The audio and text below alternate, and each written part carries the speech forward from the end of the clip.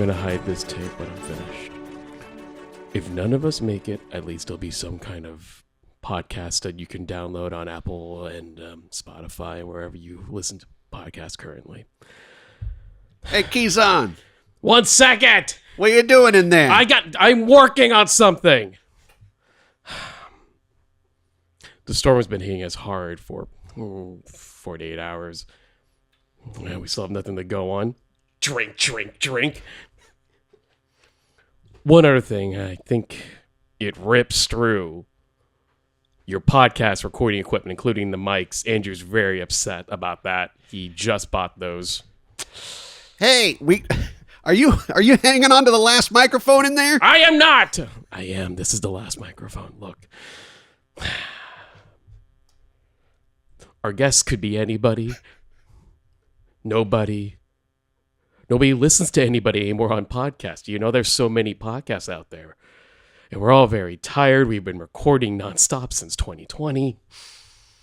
Anyway, I'm Justin Quizon, a podcaster for Nothing New, a Remake podcast. And yelling in the other room is... Hi, I'm Andrew Linde. Hello and welcome. We are currently recording in Anchorage, Alaska. It's so cold out here. Yeah. But we're not alone. We are not alone. Stay looking in the watch sky. the skies. Watch the skies. With us today, we do have a guest. We're going to introduce him in a minute, but as you can probably tell, due to the climate and our need to survive, we are currently talking about this month, The Thing from Another World, 1951, and The Thing from 1982. Oh, so simple. They just cut out the whole last second. Cut out the whole back half, yeah.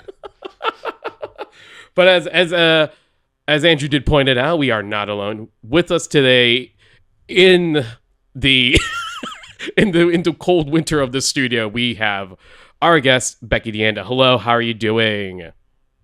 I'm good. Oh my gosh, it is so cold. Why is it so cold? You're bundled up though. Yeah. That's good. Was the flight okay? Yeah. It was. I think I saw an alien spaceship crash. Maybe we should check it out. All right. We'll send some guys out there. Yeah. Only science can conquer me, I think. So we'll see. So I think the origin of this episode was that we have had Becky on several of our panels. Yeah. And in the last panel at WonderCon, The Thing came up. Yeah. Several times. And the Thing is, one of these big famous remakes that we have not covered yet on the show. Yeah.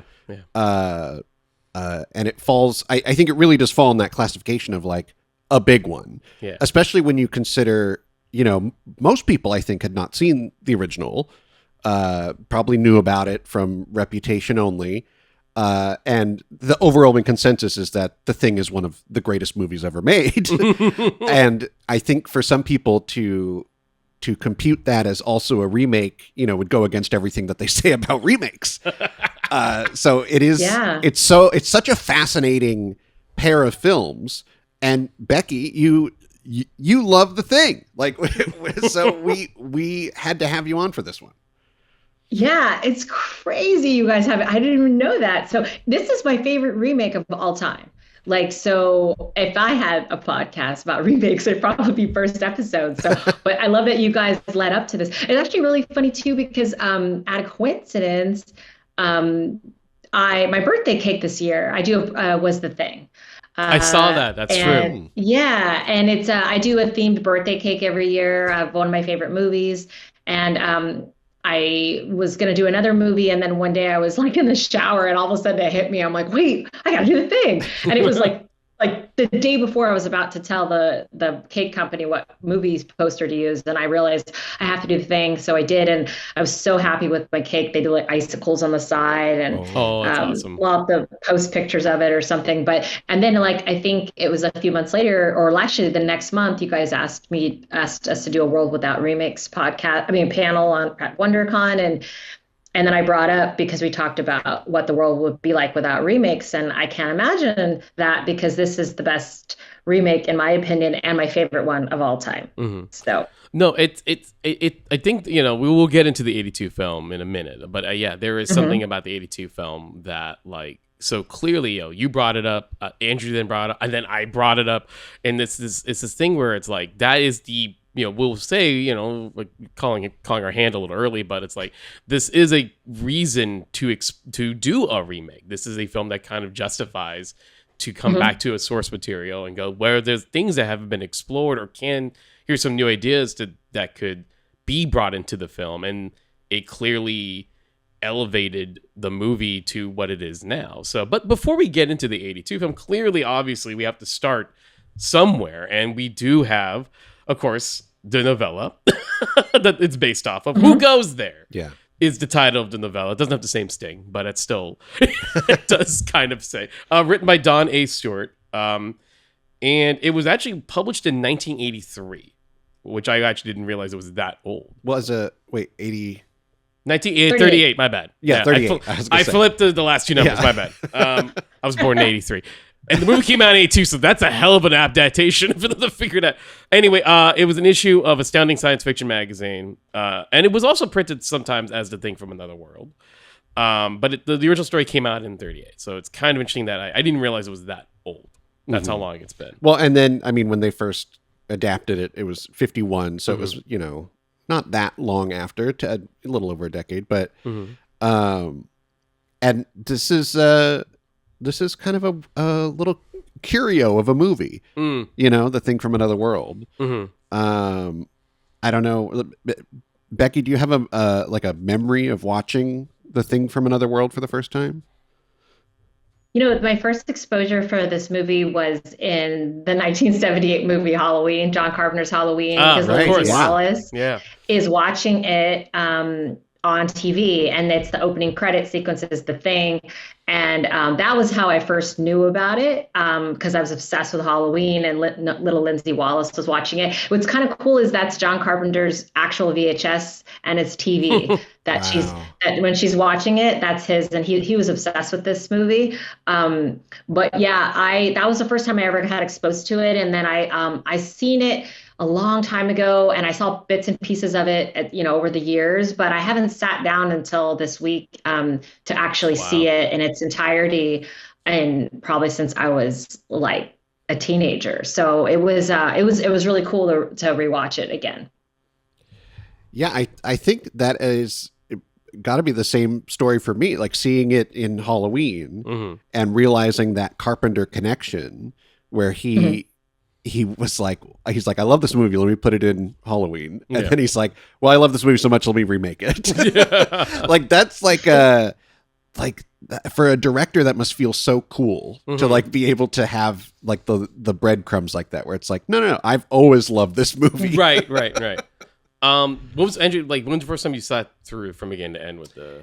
What's funny, so I did another podcast called It's on My List. And we did an episode for The Thing. This was the idea of the show was that we had some people who hadn't seen the movie and some who had. So it was kind of like a first timer's experience versus people who loved it. And because I had seen The Thing so many times, I was like, well, let me check out The Thing from Another World, get a little extra perspective. And I think I didn't super love it, but it was definitely something where because I didn't know what to expect. Right. When you know The Thing so well, and then you go and you watch this other film, you're just like, oh, that's not quite it, but it's interesting. It's like one of those, like you almost want to, turn it away because you're like, no, it's not the thing that I love. But it's it's a fascinating watch. I'll say that. Yeah. How about you, Justin? Much like Becky, I actually never really got around to watching this film until honestly a couple days ago. And it's always one of those things where it's like it was on my list, and it was like at some point I went, I will watch this because I'm intrigued by seeing how it was originally done, the Howard Hawks connection. He didn't direct it, but like he was a big part of the making of the film. And also knowing the fact that like the movie still was effective in the 1950s, to be like a movie that Carpenter would love, but also he can, like you said, like found some interest to figure out then, but what else can I do to do it again? But clearly there's something in the original film that like stuck with him. So I always was curious about what was it about the original film that stuck with him. So yeah, this week I just saw it this week. So I think, when talking about The Thing from Another World, one of the things that stands out, because you turn on the film and then immediately what you see is, that's where they got the title sequence. Yeah. That's where they got the way that the logo looks is from this movie. Mm-hmm. I don't remember the full way that they did it for the 82 version, but it's like they had to have done it very similarly, right? Like burning a garbage bag in an aquarium or something. Right. Like they didn't have, the craziest special effects back to 1951. Like it had to have been like pretty similar. Mm-hmm. So it's kind of cool to see it in an older film. Yeah. Like that. Well, it's such a cool title reveal. The fact that we haven't even gone to the characters in the plot is already saying like the title is like the title reveal is also great as well. And like it's one of the things I can see like a young film fan going, that's cool, in a black theater, and here comes this word just like piercing through with bright light. It's a great visual. Yeah. What I always think is so funny is the way that From Another World is just kind of on the bottom, like tacked on. Like you can already see where Carpenter's like, I'll just cut that out. That's not as cool as the rest of it. That's what the Carpenter focused on in Halloween is the title sequence of what Lindsay Wallace is watching. It's not like she's watching a scene from it. I mean, she is later, but like when they first show it, it's the illuminated the thing. So he thought it was impactful too. So the movie, to be fair, the movie is a fairly standard kind of on the surface. It's a very standard like. It's under 90 minutes. Yes. Beautifully under 90 minutes. And it's a real classic, like, we got an alien. Yeah. And it's a guy in a suit, and we got to beat him.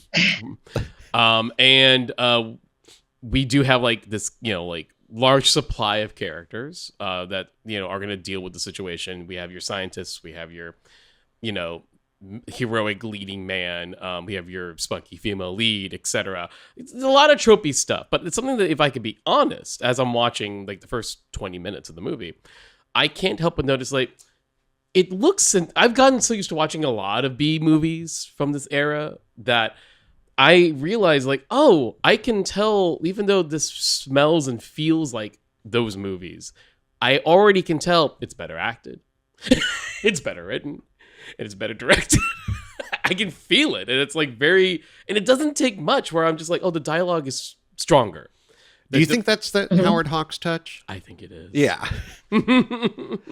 That is one of the dialogue is an interesting thing to mention, because what I was noticing on this watch was the way that dialogue would overlap. Yeah. And I thought that was so unusual for at the time. Mm-hmm. And I think that's what makes it feel not so like old. Like it feels like alive. Like they're like all reacting to each other. It's that first scene, right? When Ned Scott walks in and like he's talking to the other pilots, he's talking to our captain guy, and it feels like a conversation. Mm-hmm. I think sometimes when you watch these older like B movies from that period, it's a bunch of guys waiting for their cue. Yeah.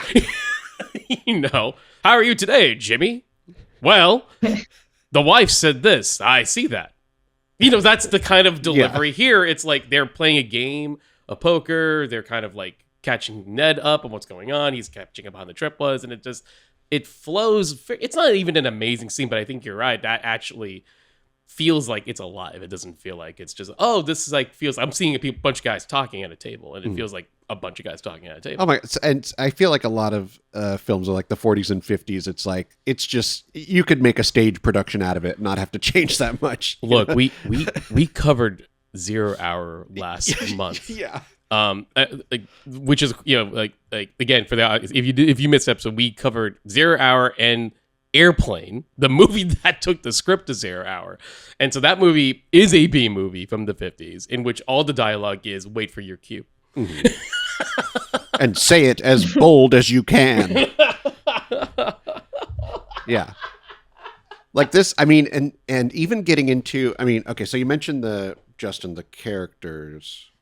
Who Who do we got? I mean, I don't recognize these, actors or actresses. Yeah, a lot of them are new to me. Yeah. In this one, we have Kenneth Tobey as Captain Patrick Henry, Margaret Sheridan as Nikki Nicholson. You gotta love Robert Cornwaith as Dr. Arthur Carrington, Douglas Spencer as Ned Scotty Scott. He's a reporter. We won't go through everybody, but those are kind of like the big ones. Big ones. So you have like Captain Henry. It has this like history with Nikki, who's like working as like the secretary of the doctor. And their first scene together, I was like, oh, this is like, it has the feeling of like a 90s rom-com. Like they're back and forth where it's like, oh, you thought I didn't see you dancing on the table. I was like, oh, that's like really cool. I don't know. Like, well, it informs a lot of their relationship without hitting you in the head with it. Like, it's like, oh, they had a thing for a bit, but there's reasons why they're not really together, but it's not like, yeah, literally, I love that I can use 0 Hour as an example of this, but like 0 Hour is literally them going like, it's like, Ted, you've been so gone in your head because of the war. I can't be with you anymore. Here, like Nikki feels like it kind of like says it without saying, it's like, oh, I got a job. And clearly you got other things in your mind. So, like it's fine. Like it's such a very naturalistic for a 51 movie thing, And so the setup here is that he's being sent, Captain Henry, he's being sent to the station in the Antarctic to investigate something. Like they know something's going on. The military has some form of control over the base, but the doctor's maybe not saying, the professor, he's maybe not saying everything. So they're like, go ahead and investigate. What's interesting is that this first one, I mean, as compared to the sequel and the short story, is that the plane, the spaceship crashes. So like something crashed, right. And then they go to look at it. Versus the story and the sequel, not sequel, the remake. Is that they find this thing that's buried, that's been there for 100,000 years or something. So it's kind of interesting too. It's a different perspective of like, oh my gosh, something crashed. Let's go see what it is. Yeah. Right. Yeah. It's a more like of the time, like we're watching, like he says at the end, watch the skies, it's very like, that was the style of UFO alien movie at that time where it's like, they're here now. They just landed. Yeah. It's immediate. Yeah. Let's investigate, see what it is. Yeah. And I will say that is like a iconic scene to me, is them kind of going to the crash site and going, hey, everyone, just spread out to see how big this is. Yeah. And you see them get into a realization of, oh my God. And then it's like very classic, because we're sort of in the beginnings of the 50s sci-fi UFO shit. So them going, they immediately go, it's an alien. Little green men, essentially what they're saying. That's the vibe they got into.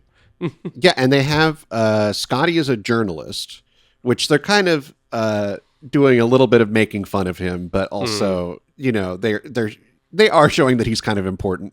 Like, right. He wants his picture, and they keep going like, well, we're not going to let you get into danger to get your picture of the alien. Right. But yeah, it's an interesting, I think this is such a different formula because of the mix of characters. We have, a female character. We have the scientist. It's kind of like, at a certain point, it becomes like the science versus military angle. There is a lot of, a lot of macho men, military guys going, we have to take care of the situation, and the scientist characters are going, but what about the future? Yeah. Like that type of scene. Well, even the first introduction of Carrington, Dr. Carrington, and he is like, if you took his silhouette, and put it on a poster, it would just be like, yeah, that's a mad scientist. Like, he's got the little pointy beard.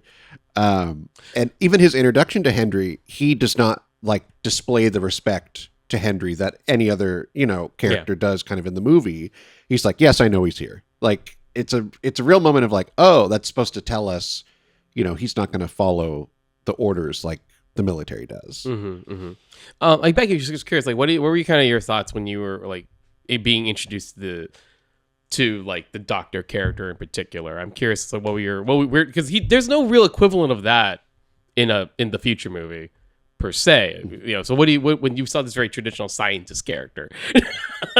Yeah, I don't know. He put up a lot of barriers. I think that's interesting. This movie is very hierarchical, like that they are like all about, no, we got to find out from our base back if we can do this or that. Like they have to follow rules. And then the Doctor's son of wanting for the better of the humanity. Also, the fact that he's essentially like, I'd rather die than hurt this thing. This is for science, and to the borderline where he's kind of like not thinking clearly, like he would, and that he'd rather sacrifice himself to think about what this is going to do to the world because he thinks of the science of finding this thing is so big. I think it's interesting how quickly they figure out he's a plant-based organism. Like it's really interesting to have like a plant-based alien, and essentially this alien's a vampire because it lives off the blood of people. It needs blood. So it's interesting how it's like in that way. But I think there's something he said this one line where he said, I think I wrote it down because I thought it was so cool, where he said, we're important for his nourishment, and that's when he said only science can conquer him because we're like more powerful and intelligent. Like this, he immediately thinks this thing is because we can go through like what happens to it and how it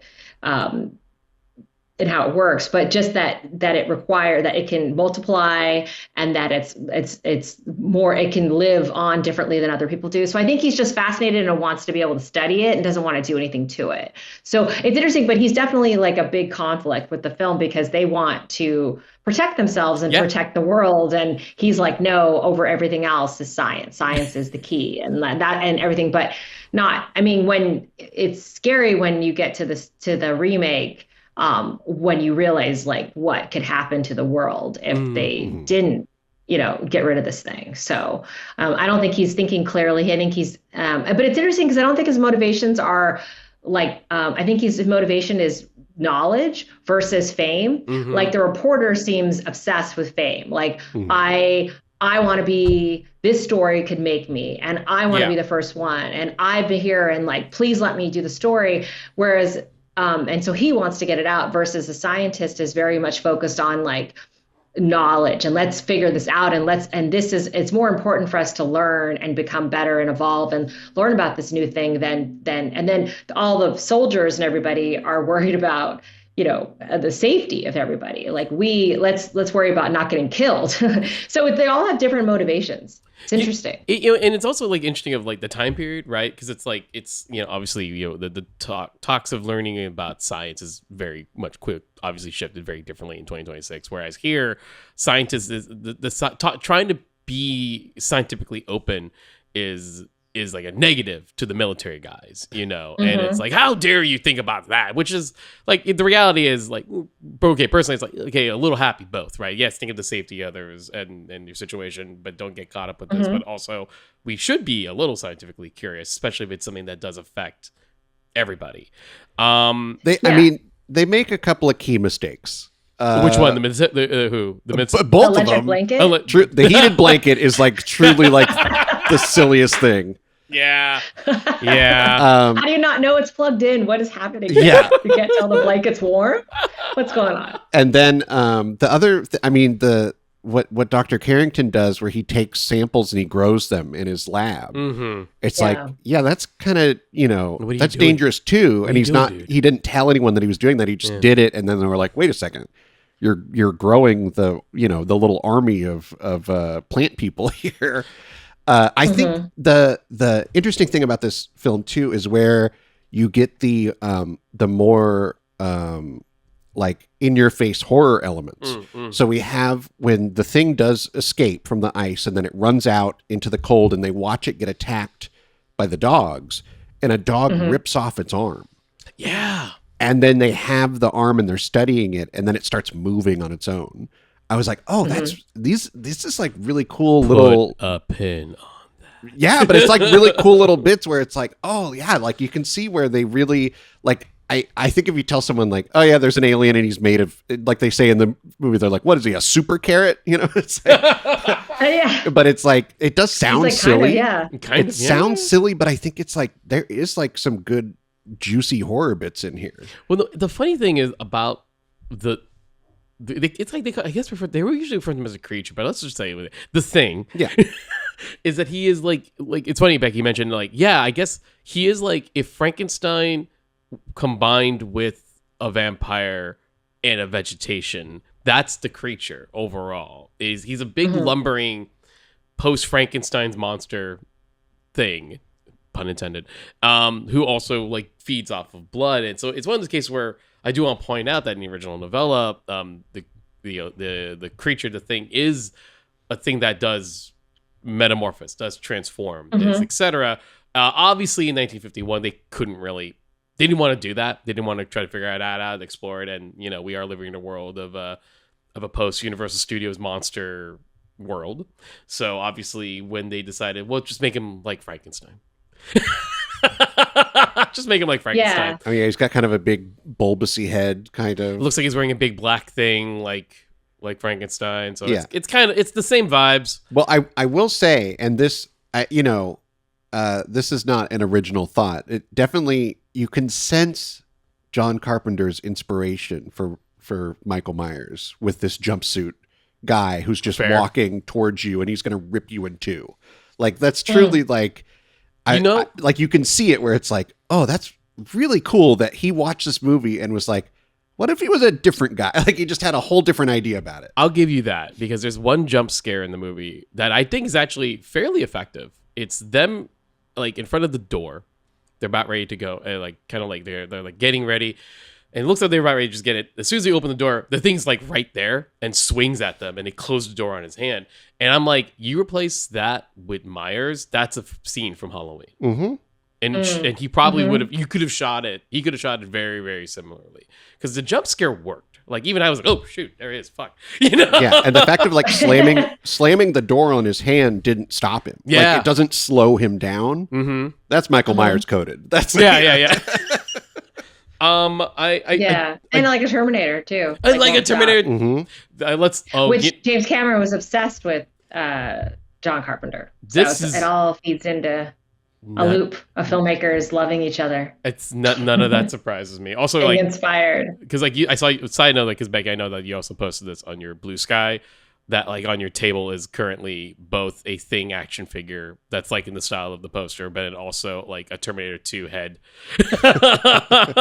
Yeah, it's so funny. That's my microphone stand. That's I bought. So funny. It's a head bust of the T800, and so that's where I put my ear. So when I'm not wearing my earphones, my T800 bus wears them. So yes. and yeah, so there is and actually I will talk about James Cameron later because there's like I feel like the Thing 82, there's some DNA of Terminator 2. Of that in Terminator 2, which is interesting, but yeah, it's interesting. It's also funny too, like reading about the history of this movie, about how I don't know, like how Howard Hawks. I guess a lot of people thought that because Howard Hawks was on set the whole time that there was talk that maybe he directed it, and then the director was like, no, that's inane. It's just the reason why it's in the style of Howard Hawks movies is because I worshiped Howard Hawks, and like he taught me everything and I learned from him. But it's kind of funny about the whole Tobe Hooper, Steven Spielberg for Poltergeist, because Steven Spielberg was on set the whole time and everyone assumed that Spielberg directed it, and there's all that controversy, and Tobe Hooper is like, no, it was me. So I thought it was kind of interesting to learn about that, where people are like, well, of course it's Howard Hawks, and he has to say, no, it's me. But you can, when you learn from people and take on their style, and especially if somebody's on set the whole time, it's an easy thing to say, oh, I think that this person probably directed it. I mean, and that's a funny thing. You're super it's a shame because that is sort of this accidental legacy of the movie, is that Howard Hawks' name is more mentioned than Christian Nyby, who was credited directing directing the film, to the point where I genuinely thought, oh, I misremembered that Howard Hawks directed this movie. Yeah. His name is really big right at the front. I'll Yeah, say. and and like when you mentioned that's a Howard Hawks touch, and the touch would be in the script. Like I think because he is uncredited, he did do some writing on the film, so like the dialogue that we're mentioning, that's where I feel like, well, if he has anything that's clearly him, that's where he's at. He was he's probably, and yeah, if he was on set all the time while they're filming, I'm sure Christian kind of went over to Howard and went, yeah, should we do this? Yeah. Just to give me an idea. Like he's like, oh yeah, do it like this. Yeah. I'm sure he gave him I'm sure he gave him tips and comments. And again, he said he learned a lot from Howard Hawks. So I think he just probably adopted a lot of his style. Mm-hmm. I mean, that's I'm sure it's upsetting when you direct a movie and someone says, "Oh, that you didn't do it. Somebody else did." No, it kind of slightly, because when you have a director, you have technically two directors on set. It is kind of not hard to not ask the other director, "Hey, what do you think?" Because like I've directed, and so sometimes it doesn't hurt to go to somebody who's also experienced and go, point me in the right direction, or tell me if I'm doing is the right direction, just to make sure you're in the right track. Like this kind of reminds me a bit of like From Dusk Till Dawn. That's Rodriguez directed the film. It's very obviously directed by Robert Rodriguez, but Tarantino wrote the script, and so occasionally he would go to Quentin and be like, what do you think of this setup? Because it's a very Quentin style scene. It's a very Quentin style dialogue, and Quentin Tarantino will be like, oh yeah, you can maybe put it over here, And then he would. One thing I remember in the commentary track, he was saying that like Robert doesn't shoot the door archway for a scene.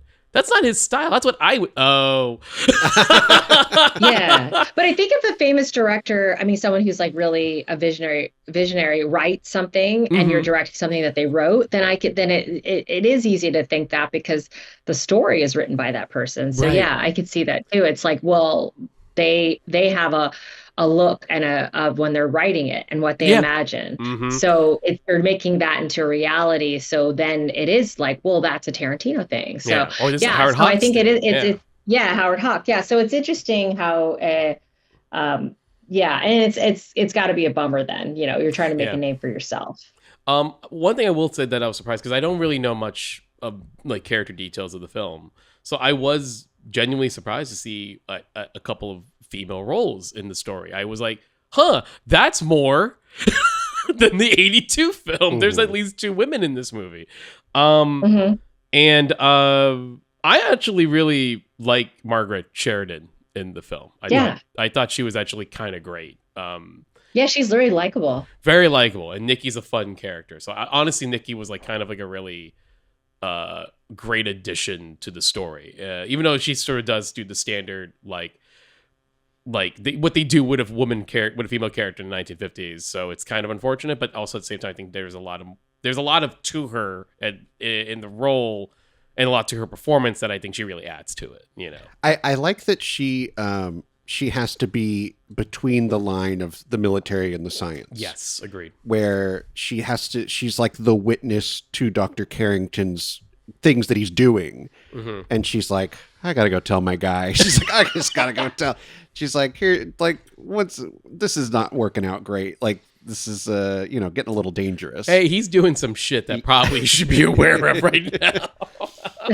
There's actually 2 strong female characters because the as a nurse is important too. Yes, Mrs. Chapman. And Mrs. Chapman. So they have, they're both seen as intelligent women that know their jobs very well, that can handle themselves with these men, and they're not in like any 50s traditional woman roles or anything like that. So it is nice to see these two strong female characters that everyone listens to. Yeah, and respects. No, agreed. And a real big surprise when I was like, oh, cool. And they're both really, like you said, like they're both really like well-defined and well done. So there's actually, here's one thing I want to say. There's a big cast.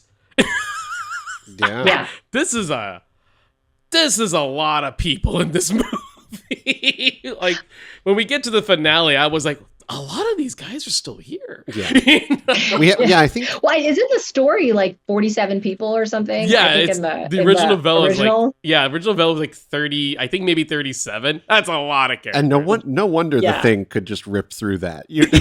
37 people, you can't even keep your eyes on that many people at a time. But in this one, I think who dies? The two scientists die. Yeah. Then is there another death after that? I feel Some like dogs die. dogs die. Plenty. I will say like that 3 dogs die. a lot of dogs die. So folks who like dogs, that's a kind of a warning for you. Yeah. Those scenes are actually really upsetting. Yeah, they have Yeah. when they find the hidden Oh, dog carcass. Yeah. It's like, oh god, Yeah, it's like bled dry. Oof. yeah. that was rough. I'm not gonna lie. Even for a black and white film, yeah, I was like, oh my god. Yeah. Yeah. Mm-mm. Yeah. But yeah, I do like the way this thing looks. Like, I like that he's like in that old style, like a Frankenstein. It gives him a lot of fun little moments. And I also enjoy that kind of the guys figure out pretty quickly, like, yeah, we just need to shoot it with fire. I gotta say that fire that burning sequence. Yeah. Oh, that was wow. Right? It's cool. It's so cool. Yeah. It's like, because really cool. it's the one room Mhm. and they get the idea and they're like, wait, we can get him in here and get him on fire. It's just like, yeah, okay. It's such a combination of so many great elements, incredible stunt work, great composition of where the creature was placed along with the fire, and just like the build up to it is so well executed. Like even when the fire, like they cover at one point before the creature comes in, like they get Nikki behind like this like mattress, and soon when the fire gulp, you see the mattress go in flames, and I'm like, oh my god. You know? I thought the same thing. It's like visceral. It's like, oh my God. It's really kind of scary because everything's in flames. Yeah. You think she's gonna get taken away. In the research I was reading that's the first scene that had the first full body fire stunts ever filmed. Wow. Oh, that's cool. It So looks that's cool history. It looks good. Like it truly like Yeah, it does. It's great.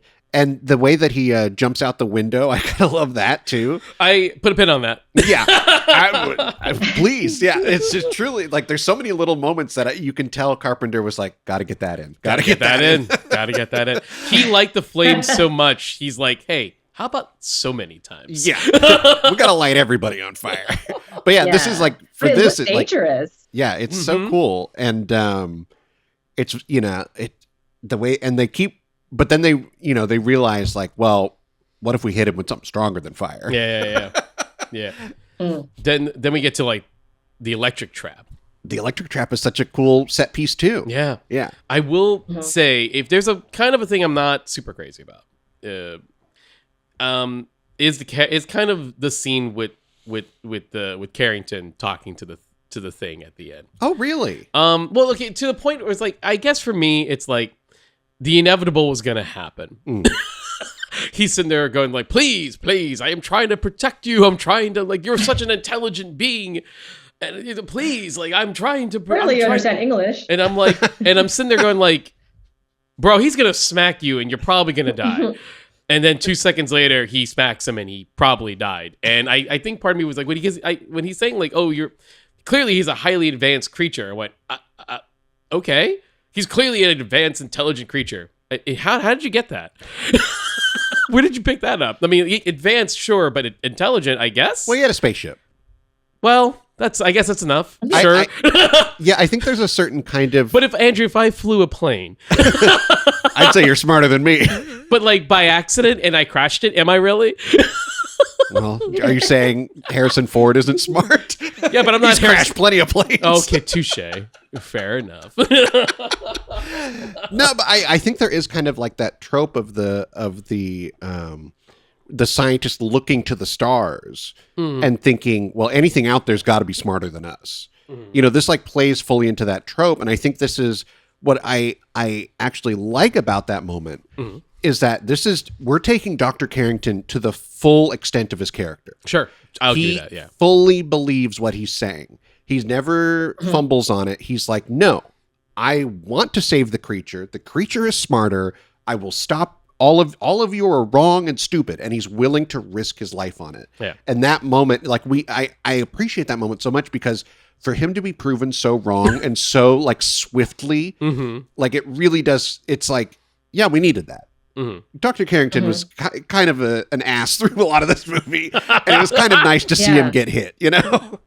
But it's also like, yeah, it's like I do enjoy that character. Like it's so like Dr. Carrington really like brings something to this movie that like doesn't exist in the remake, and it you don't always see it. Like sometimes the character will go as far as their beliefs and then back off. Like no, he went all the way and risked it all and got it hit so hard.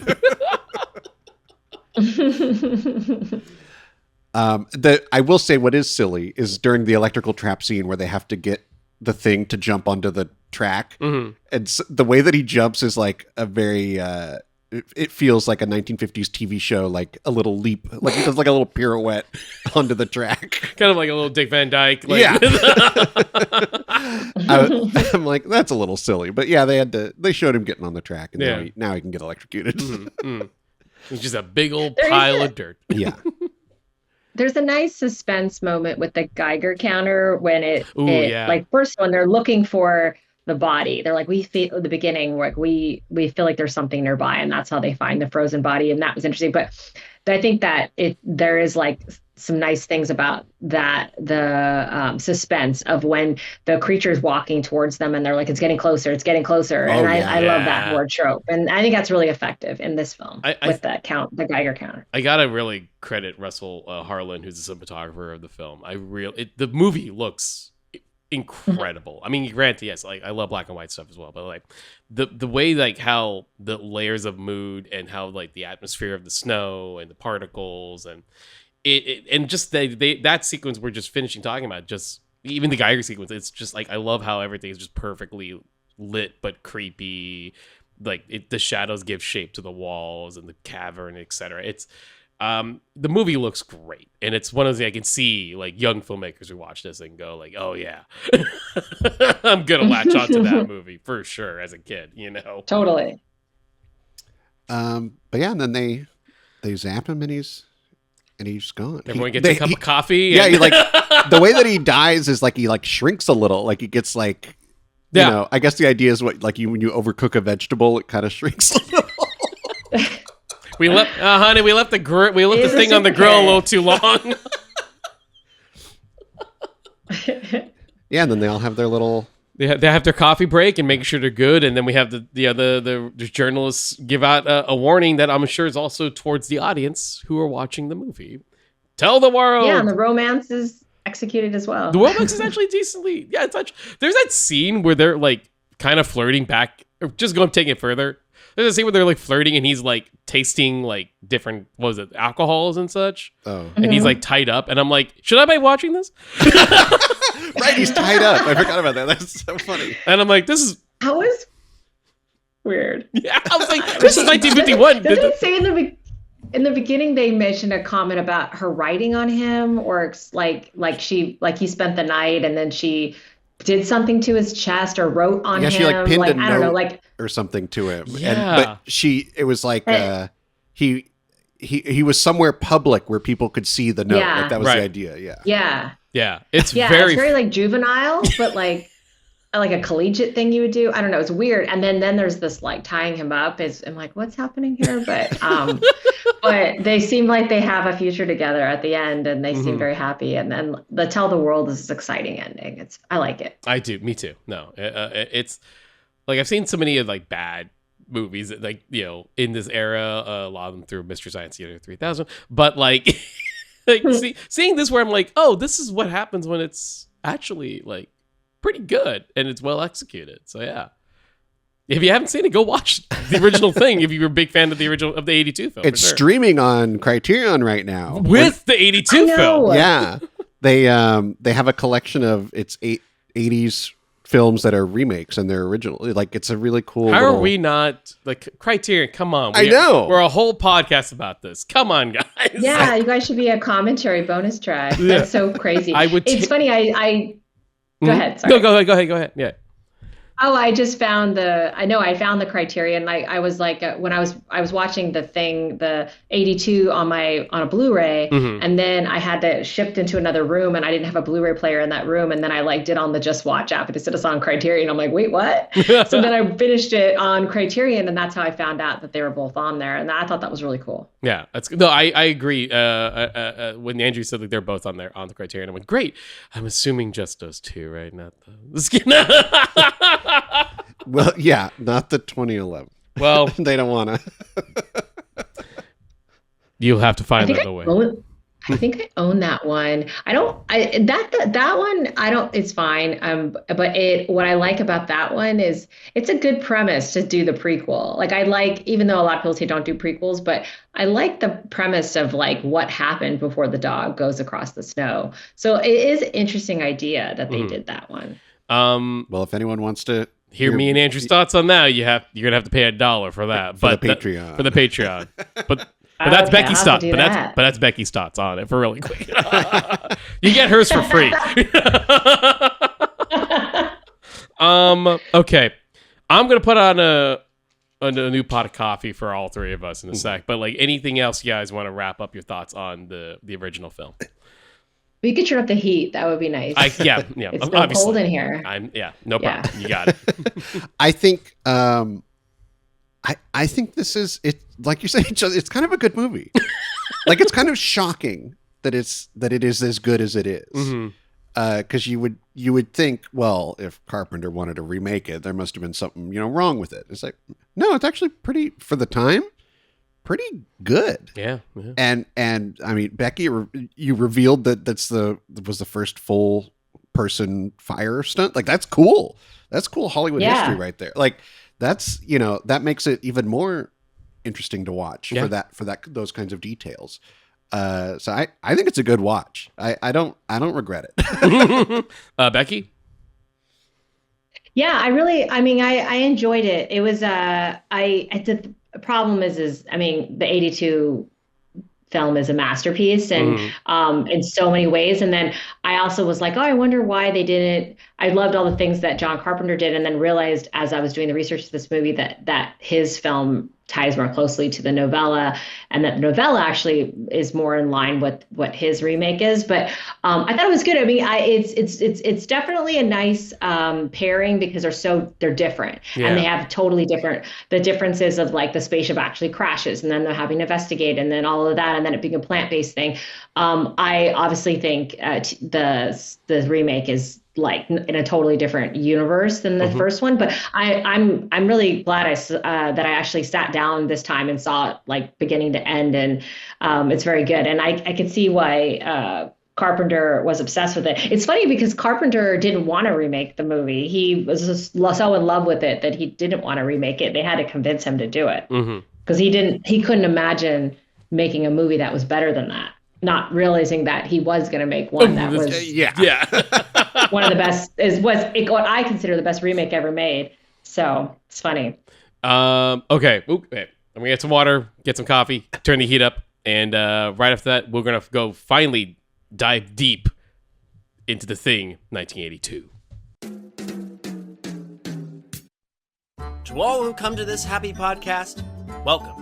Anna Musings are your musings. Here age relives fond memories of the past. And here youth may savor the challenge and promise of the future. Hi, I'm David. And I'm Kayla. And if it wasn't readily apparent from that, we're huge nerds about Disney. That's why we're doing the Anna Musings podcast. Once a month, we'll sit down and talk about a film in detail from the Walt Disney Animation Studios filmography, covering them in chronological order, from Snow White to Moana and beyond. To Moana and beyond! Sweetie, we're not doing Pixar yet. We'll do that after. And that's gonna be a long time coming. Anyway, if that sounds up your alley, come join Kayla and I, and maybe a guest or two, as we explore the Disney animated canon, film by film. With the hope that it'll be a source of joy and inspiration to all the world. Ooh, nicely said. Don't thank me, thank Walt. All right. Well, it's day 2 of the storm. It's a podcast storm. It's just raining microphones out there. Yeah, I got another cup of coffee, man. Oh, thank you so much. I guess we'll let's put on. I've seen this tape before, but I'll put it in. It's our Patreon episode. Okay, here. Forgettable. I was also wondering if they were doing some of that to make, because like you were saying, you were like, oh, who's the helicopter pilot? To make them all look kind of similar. So Sure, it's I like was you thinking that was intentional. you couldn't pinpoint who could be what. Like the guy at the computer, you couldn't pinpoint the melded thing. Like it's like, oh, it could be anyone because they all look kind of the same. Yeah. And I'm like, that actually sucks because they all look the same. So I can't like go, you're my guy, or you're like I said, Windows was my, and you had Nulls. Like when they all look like generic Norwegian man number 2, you know, it's like not gonna work for us to kind of imprint on. Hell, even Sanders. Okay, yeah, that was great. You can listen to the rest of that tape, or I guess download, however you do it, on our Patreon for $1 a month. For $1 a month, you get basically the last 9 years worth of content that only exists on the Patreon. Many episodes exclusive to the Patreon, many reviews. We pitch ideas for remakes that we would consider doing. We did our top 10 list, top 5 list last year, etc. But there is also, if you want to like say, hey, Justin, Andrew, I want you to cover these movies. Well, we do have an option for you. For $25 for 1 month, you tell us what to review. You control the show. You tell us what movies to talk about. We've always mentioned we've gotten great episodes because of this. I always bring up our King Kong episode as one of our strongest ones, and that was because of a patron who paid $25. The Muppets Christmas Carol and Mickey's Christmas Carol. Yep. That was a Patreon episode. I haven't listened to that one. Yeah, that was a good. I'm very happy with that one too. It led into, we also did Muppet Treasure Island. That's right, and Treasure Island with the original live action Treasure Island. Yeah, that was a fun one. We did Power Rangers. We did. Did we do Ninja Turtles because of that? I think so. Yeah, like your favorite 90s, 80s icons. We did that as well for this show. And now we've made it this is our line. We will not do Scarface unless someone pays for it. That's right. You want us, speaking of Howard Hawks. Yeah. Like if you want us to do Scarface, I'm sorry. You got to give us that got to be a Patreon. Got to be a patron request, yeah. And you got to give us $25 for that month. That's the only way we'll finally talk about De Palma's Oliver Stone's written script with Pacino covering his face in cocaine. That's the only way we'll do that review if we do it because you paid for it and you're a patron. Anyway, all that's available on our Patreon. But if you just want to support us for $1 a month and join the rest of our great patrons, that's great too. We'll love you for the same reasons. So much great years, so many episodes that like only exist, including some episodes from panels that we did and covered. Becky, I think you were in our very first San Diego Comic-Con panel. I believe your episode's up there as well. So that is the way to get those episodes. Now, before we jump back and investigate further into who's who and if they are an alien or not, Becky, where can people find you and your work online? Oh, yeah. You can find me on, I still say Twitter, even though because I refuse to say what the new name is. I agree. I'm with you. Hollywood Minotaur, and that's spelled Hwood Minotaur. I'm the same on Blue Sky. And then on Instagram, you can find me at the Becky D'Anna. And I'm also launching, I'm not sure when this episode is posting, but I have a new podcast called Hanging with Becky, and it launches June 2nd. So I have handles for that on all the platforms. And it's Hanging with Becky on Instagram and Blue Sky. And I believe I only could get Hang with Becky because it was too long for Twitter. But yeah, follow my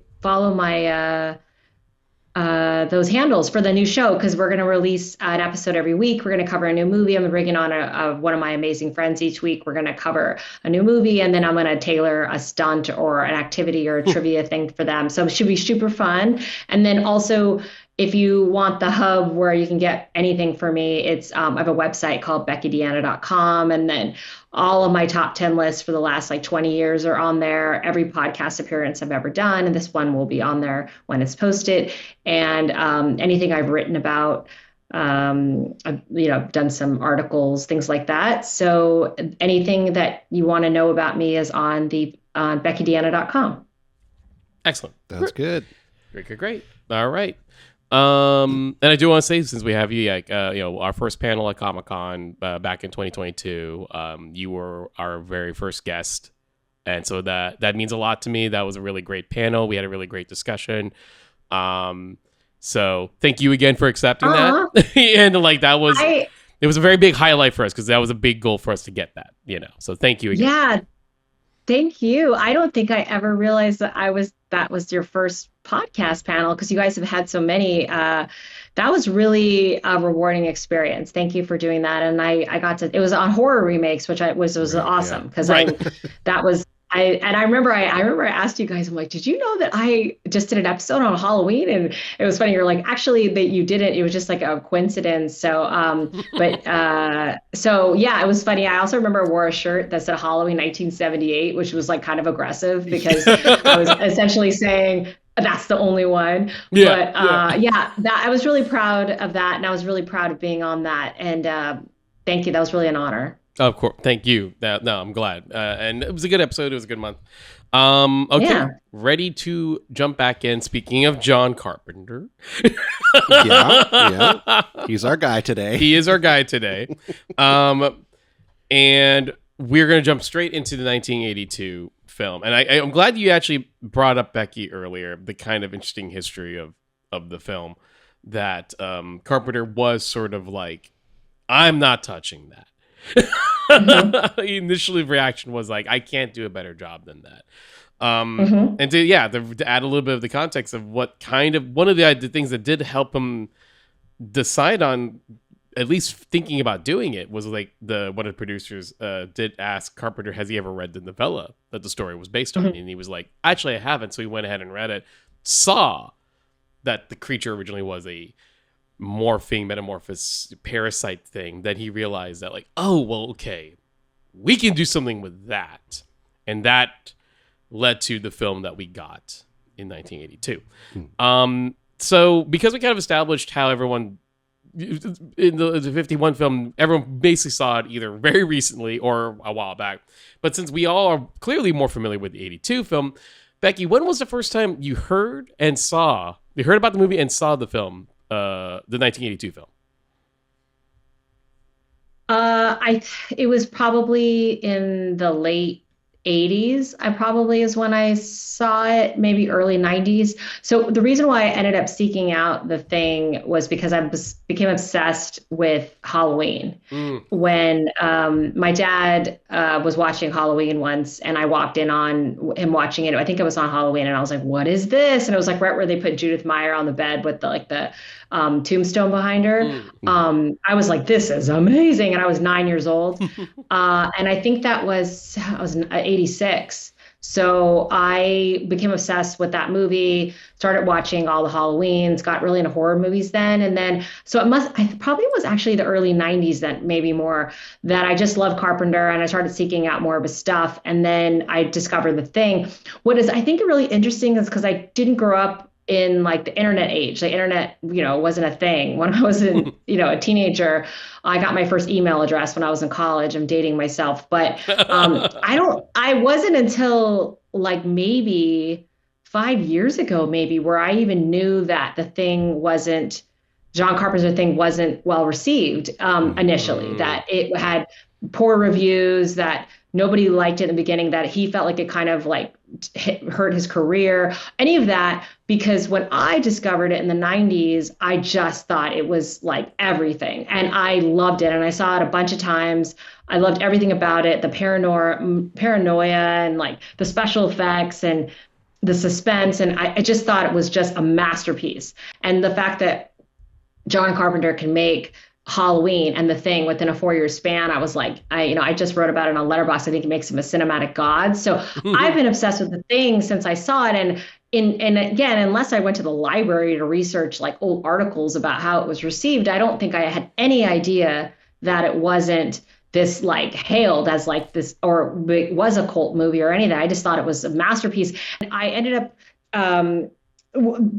gravitating towards seeing people. When I would meet people who loved it, it was exciting because it actually doesn't have a lot of people that love this movie. I didn't meet that many people throughout my life. And I remember when I was at in working at an agency, and I met somebody at 20th Century Fox who told me he loved The Thing, and I immediately was like, "You need to be my friend.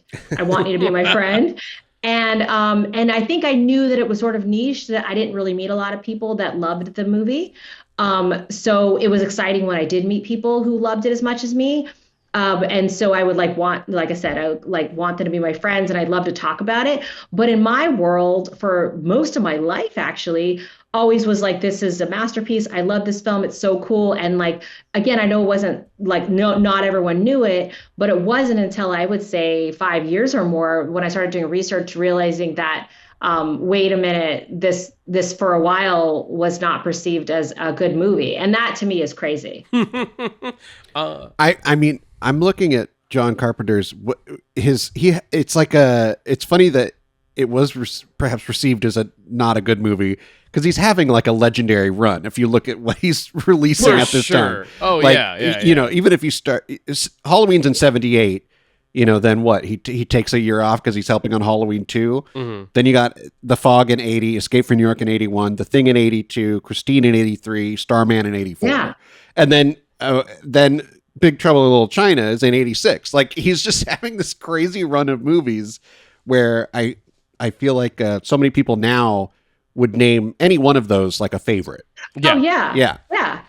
It's crazy too, because it's like when he talks about it now, he talks about like, I probably had a different, like he lost Firestarter because he wanted to do Firestarter. Oh, that's right. After this movie, but he lost it because this movie didn't do well, and he was so bummed about that. And he felt like he lost projects, and he was kind of bummed about where his career took him. I think now maybe, I haven't any recent articles from him, but maybe now he realizes, I mean, he knows how a great career he has, and he's so well revered. And this movie is now he's alive to see how people worship it and how it is a masterpiece. And it was ahead of its time, and it's crazy to me. I think it's just because people were so wrapped up in E.T. and being so positive, and they didn't like how this film ended very negatively. So it was sort of like, nihilistic. And so I think that was the problem why people rejected it. But I think he for a long time felt like this was he would have had a different career, that he was so bummed. And like, honestly, if you make a movie and you think it's great, but everyone around tells you it's not great, or the reviews aren't great, and even the director of the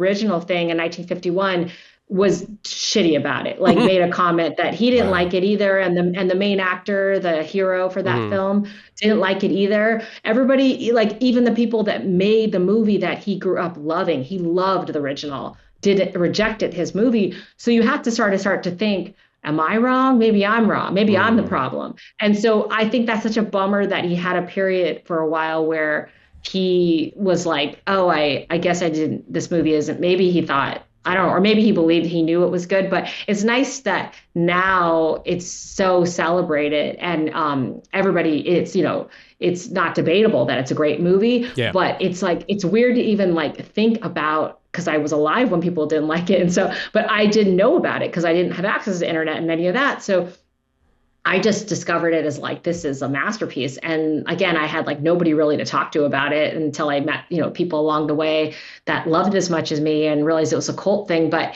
it's just such a fascinating look at history of going through like cinematic history of knowing that a movie could not, something as good as this movie is just a masterpiece, just like an extraordinary cinematic achievement. And it probably changed a lot of people's lives and made them want to go into filmmaking, that this movie wasn't celebrated when it came out. It's crazy to me. Well, I think of it like with The Shining. The Shining like won like a Razzie or whatever when it came out, like one of the first Razzie awards. And it's like, now you can't find a person who hates The Shining. It's like, even Stephen King has shockingly got around to it. Yeah. thanks to Dr. Sleep.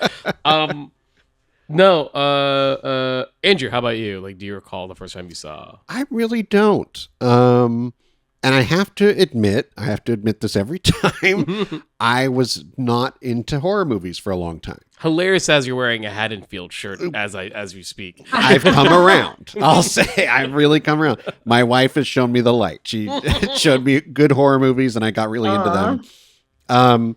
But definitely The Thing was something that I watched before, where and I think, I'm a little squeamish, I think, but of course, as I watch more horror movies, I get a little whatever to it. Yeah, but it's definitely thick skin. Yeah, but it's like showing The Thing to someone who's like, oh yeah, I don't like, when body horror things happen, and it's like, yeah, that was kind of me probably the first time I saw The Thing, where I was like, well, that was incredibly gross. Like, because I know that I saw it many years ago, but I just cannot remember who showed it to me or what. It was probably just like someone just put it on, and it was just like, yeah, we're just hanging out watching The Thing. And I recognized that it was like good, but I was definitely like, this is gross though. I was like, this is too much for me.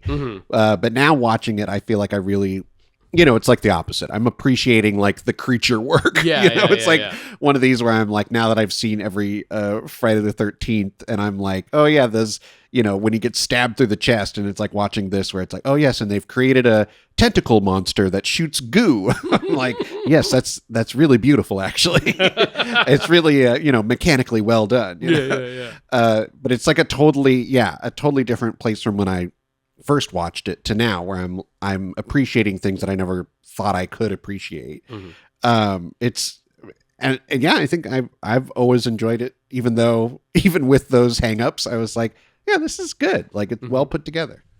High school for sure. I was one of my close friends from high school, who's named Jamal, and I keep meaning to put him on the show because he does our horror write-up monthly for our ageoftheguard.com. That Jamal is like the horror guy. He's one.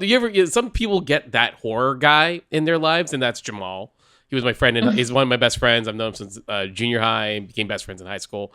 And he was the guy that introduced me to the Evil Dead and got me really into like the Full Moon Puppet Master movies, Toxic Avenger, etc.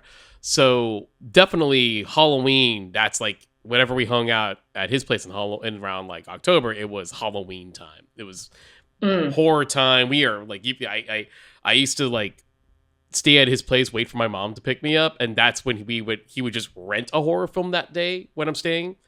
And I just remember him going, hey, have you ever seen The Thing? And I'm like, oh, I've always wanted to. Oh, okay, we're doing that today. And like, just immediately was grabbed by it, just visually, and with the puppet creature work that Rob Bottin did. Obviously, that affects you, and especially the first time you see it. Yeah. And I was already a carpenter. I knew I was a carpenter guy, even as a kid. Like, I loved Big Trouble in Little China. I loved Starman, and Escape from New York. But of course, the horror stuff. Kind of funny. I'm a big horror guy now. But I, like you, Andrew, as a child, I was the guy who ran away from the screen when Freddy showed up. Like, ran away from the living room. Like, that's how much. I mean, Justin, oh, wow. I'll tell you, running away from the TV, my parents tell me I did that when the Addams Family came on. I was like, as a small child, I was like, oh no, it's the Addams Family. Like, it's like, what? They're the friendly ones. Yeah, they're the friendly one that I was like, no, thank you. So, took many years to come around. Same. I think it was when I turned like 13 that I'm like, I knew horror was interesting, and I started getting into horror films at 13. But when I was like 9, I was like, just ran away. So it's so funny. I don't think I've ever ran away from the TV. I remember my parents had to turn off Children of the Corn because I was watching it when I was like 8 or something, and they're like, you can't watch this. And that was it's just so funny. I'm like, maybe I'm like a sociopath or something. You're like, why? What's wrong with it?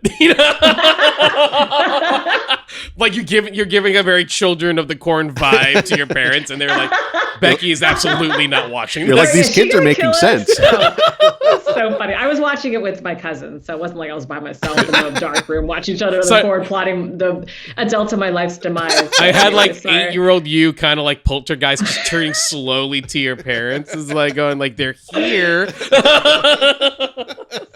funny. Anyway, so yeah, no, I watching The Thing was like one of those like, oh, I get it as a kid.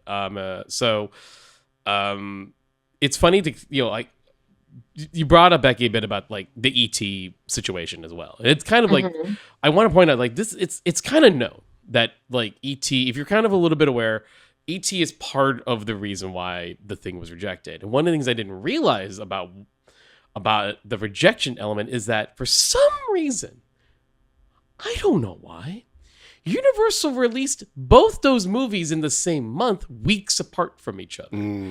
E.T. came out in June 11th, 1982.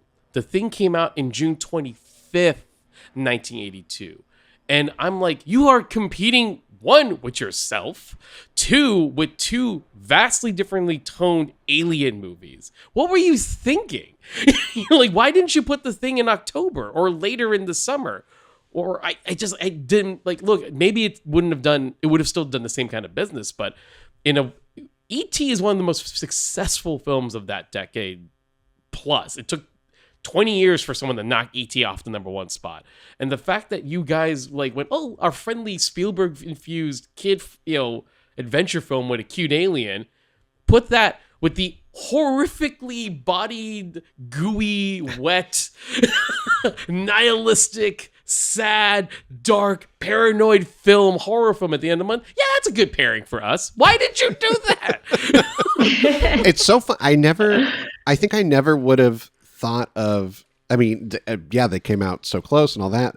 I never would have thought E.T. would have affected The Thing, because to my mind, it's like The Thing is like an R-rated, like hard, scary experience, and E.T.'s like, yeah, what if an alien was your friend? Like, it's truly like like the family friendly and like the not family friendly. And I kind of get what you're saying, because like clearly the people who are going to watch E.T. are not going to go. They were not. Let's theater hop to The Thing. Yeah. And I think the people who were there to see The Thing were not going to go, well, let me take a peek in and see what cuddly thing is happening with E.T. Yeah. But I mean, go ahead, Becky. Yeah. Oh, no. And then also, like, Poltergeist came out a few weeks before The Thing came out. It came out June 4th. So if you wanted the horror, maybe people are gravitating towards Poltergeist. That's true. And Poltergeist wasn't R. I think it was PG. I think it was PG or something. So it's like more people would gravitate towards that. So if you wanted that horror, you would go to Poltergeist. And then if you wanted the uplifting, positive alien message, E.T. So I guess they just rejected it because of that. Wow, that's a new wrinkle I didn't even add into. I didn't know about, but the fact that Poltergeist came, Spielberg was killing it. Spielberg is kicking like John Carpenter's ass that month. Well, remember Toby Hooper directed it. Everyone thought that's Spielberg true. Did. So it's interesting. Like, imagine that conversation with Toby and John a couple months. I was like, sorry about that, man. Yeah, and then Toby Hooper, I remember they looked at Toby to do the 1982 thing too, and then it fell apart. So it's funny. Carpenter got it. That's right. It's interesting. Again, like before we go dive further into the film, which I know we got plenty to talk about. In terms of our show's history, we have done plenty of talking about Carpenter in terms of he did the original film, and we've talked about their remake. Yes, Becky, sadly we did cover Halloween. In so much that I say, yeah, we had to talk about the Rob Zombie movie too. Yeah, that was a rough one. It was a really rough one. Real rough. It was real bad. I don't know. I hate that movie so much. I hate it so much. I didn't even see the second one because I hated it so much. Yeah, same. Which is crazy. Not worth it, I'll tell you. We also covered Firestarter, interesting enough, which of course brought back Carpenter and his sons for the score of the remake. The remake was fine. Spoiler for our episode. But so to know that Carpenter has been in their conversation plenty of times, and he has been remade. Well, yeah, and if you look at his films, he's done remakes. He's done remakes after this. Yeah, Children of the Damned, City, whatever, Village of the Damned. Village of the Damned. Yeah. So the fact of the matter that they remade The Fog. They've been threatening to do something with Escape from New York for a while. They remade Assault on Precinct 13. I'm sure we'll see something else be announced soon. They've also threatened to remake My Beloved Big Trouble in Little China, and I'm so worried about that. I thought there was some movement too. I mean, nothing concrete, but with The Thing, people want to do something, but they just... The Rock was very close to trying to get something going. The Rock? The Rock. with Big Trouble Little China. Oh, okay. Big Trouble Little China. Not The Thing. No, okay. But The Rock, which I sort of get, but I also don't want it. Makes more sense. It makes more sense, but I don't want it. Dwayne, just go back to Moana. But yeah, no, like he's also effectively kind of said that, like, you know, I don't mind the remakes because they give me a paycheck. Yeah, I love current day John Carpenter quotes. Yeah, like when they get him in an interview, and he's like, if I get paid, I don't care. And it's like it's very clear that like what he does now is he plays video games. Yep. Like he like I've read that where he like goes and plays whatever on the Xbox. Yep. And then it also seems like, I mean, he just likes making music with his son. And it's like, that's cool. He does like, tours. Yeah. Like, also, have you I ever... saw him in last October. I went and saw him perform. It was great. It was like the best night of the year. I loved it so much. We've been dying to go to one of his concerts, especially because like his albums, it's like lost movie. Literally, one of them is called Lost Albums, Lost Score, but it's like they're literally just movie scores of movies that you could just pretend that John directed, or you know, and they're really cool. So he's fine. He's like, I'm good. I'm picking up my paychecks, and like if the movie's bad, it only makes him want to see my movies more. He hasn't directed a movie. What, 16 years was The Ward 2010? 2010, The Ward. I still haven't seen it. I did a completionist run, so I've seen The Ward, and I'll tell you, not as bad as people say. I don't know. I think people were hating. Okay, I think to me, if you know, I've not seen In the Mouth of Madness and The Ward. Those are the only two Carpenter films I haven't got around to yet. I have seen everything else. I own Dark Star. Mm-hmm. You know, Dark Star's kind of good. Dark Star's fun. Yeah, a lot of fun. But anyways. Into the thing. So speaking of scores, not Carpenter, actually. Not Carpenter, but it's right. It's Ennio Morricone. Ennio Morricone. That's insane. Which is, I was reading up like why he usually does it, and apparently Carpenter felt like he said apparently he wanted a European feel for the score this time, even though he did ask Morricone to like. He did kind of pick the score, you know, the pieces that Morricone did that felt the most like his, so there was a consistency to it. But and also I think like Morricone recorded like some music with John, and it did seem like Morricone's going like, "You make your own music, why you even bother bringing me in? I don't really understand that." And he's like, "Yeah, I got married with your music." I think he just felt like, if I'm going to work with anyone, I'm going to work with one of my heroes because I can afford to. So I think that was the vibe. I think that's why he was like, "Oh, I have a budget." You know? Looks left and right.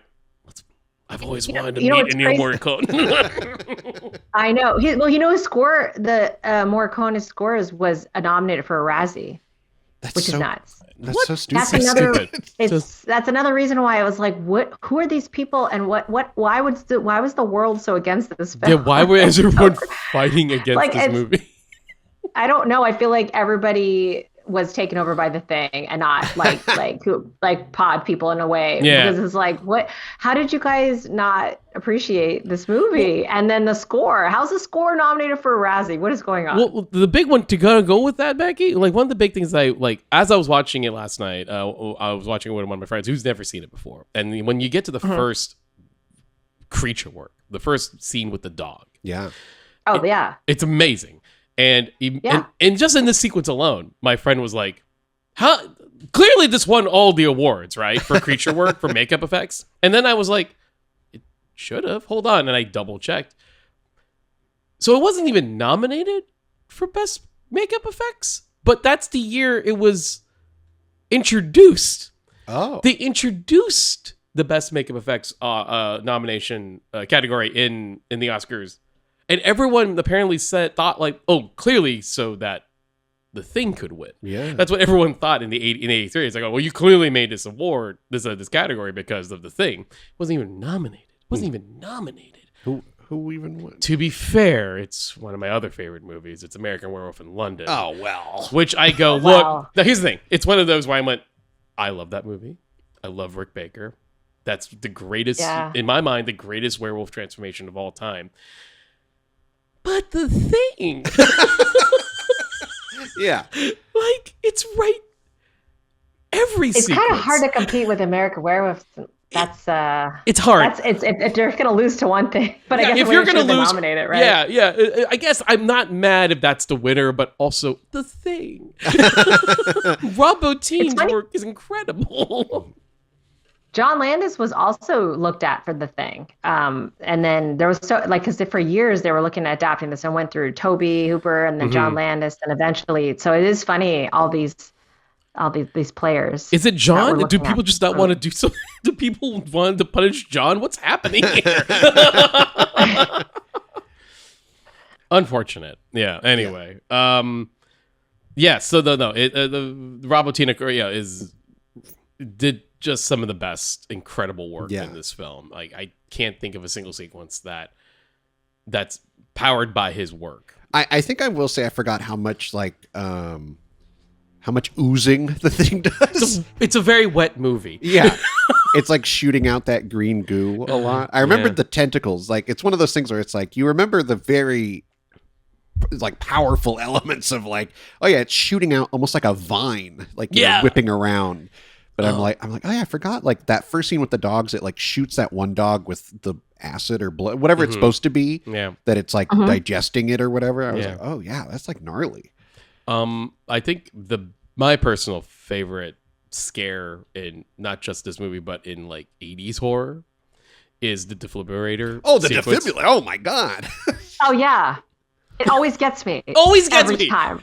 I forget that it's going to happen. I'm like, oh no. This time I was very anticipating it. And it was like one of these things where I started noticing, what is that character? The character that it happens to, that has the heart attack. I was like watching him through every scene now where I'm like, you're going to get God. Like, I was like, you're going to do this to me where you lay on the table and your belly opens up and eats a guy.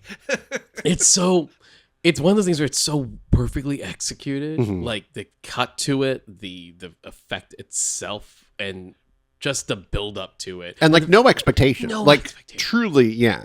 You didn't see that coming, and the way I was watching it this time too. I wanted to get into the mind of the thing. Let's just say it that way. Where I was like, so he's having a heart attack, which is a human condition.